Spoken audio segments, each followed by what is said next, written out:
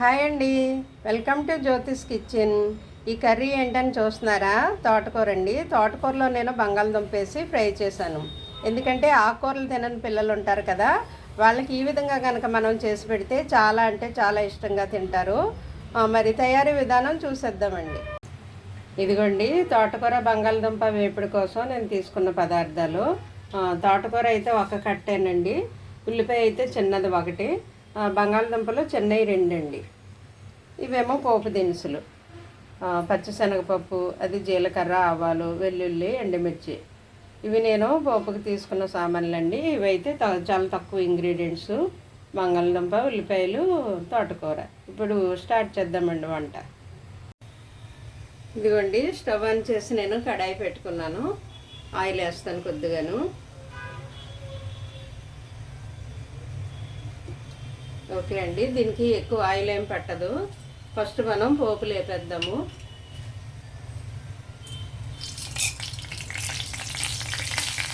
పచ్చిశనగపప్పు వేసాను, తర్వాత వెల్లుల్లి కూడా వేస్తున్నాను.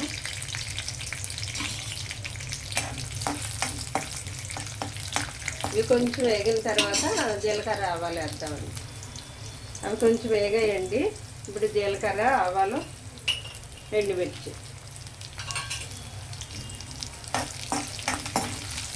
ఇవి కూడా కొద్దిగా వేగిన తర్వాత మనం ఆనియన్ వేసేద్దాం. ఇదిగోండి, వేగాయి కదా, ఉల్లిపాయలు వేసేద్దాం.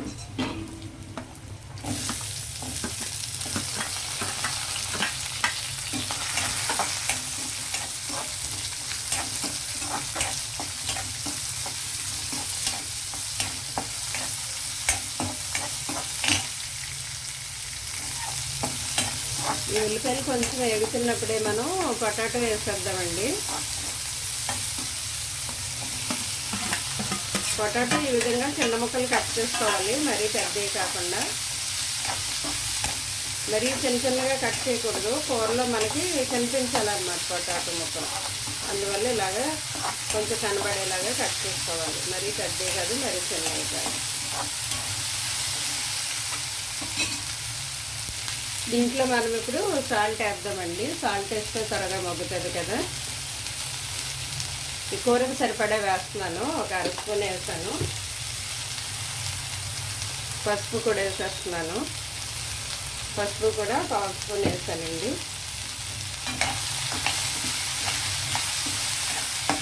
ఇవి పొటాటో మనకి అడుగంటేస్తాయి కదా ఆయిల్ ఎక్కువ వేయకపోతే.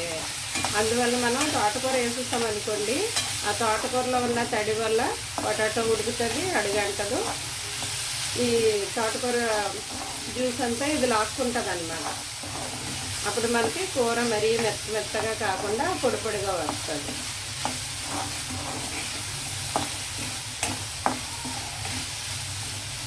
ఇవి ఒక 1 మినిట్ అలాగా లిడ్ పెట్టేసి సిమ్లో మగ్గనిద్దామండి.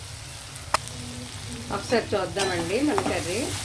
ఇదిగో పొటాటో కొంచెం మగ్గింది కదా, ఇప్పుడు మనం తోటకూర వేసేద్దామండి.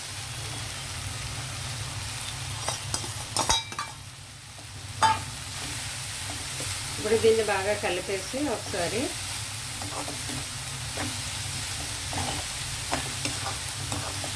పిల్లలు సాధారణంగా ఆకుకూరలు ఇష్టపడరు కదండి. వాళ్ళకి పొటాటో అయితే చాలా ఇష్టంగా తింటారు పిల్లలు. ఏంటి పెద్దలేంటి అందరికీ బంగాళదుంప అంటే చాలా ఇష్టం. ఆకుకూరలు తినని వాళ్ళకి ఈ విధంగా చేసి పెడితే ఆ దుంప కోసమైనా ఆకుకూర తింటారండి. అందువల్ల మనం ఇలా మ్యాజిక్ చేయాలన్నమాట వాళ్ళ చేత ఆకుకూరలు తినిపించడానికి.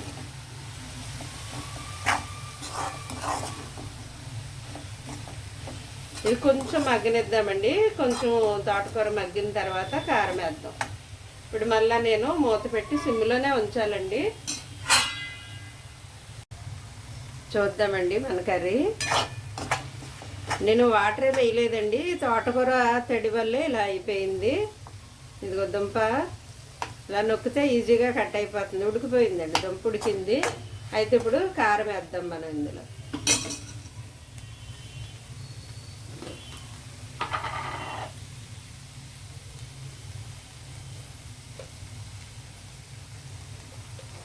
ఇదిగోండి, 1 స్పూన్ వేస్తున్నాను కారం.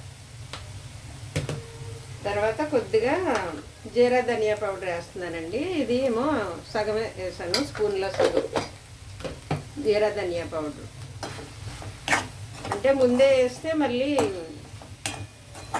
బంగాళదుంప ఉడకకుండానే దగ్గరికి అయిపోతుంది కదా, ఆకుకూరలో తడి దానికి సరిపోదని మాడిపోకుండా నేను ఆఖరిని వేస్తున్నానండి లాస్ట్లో.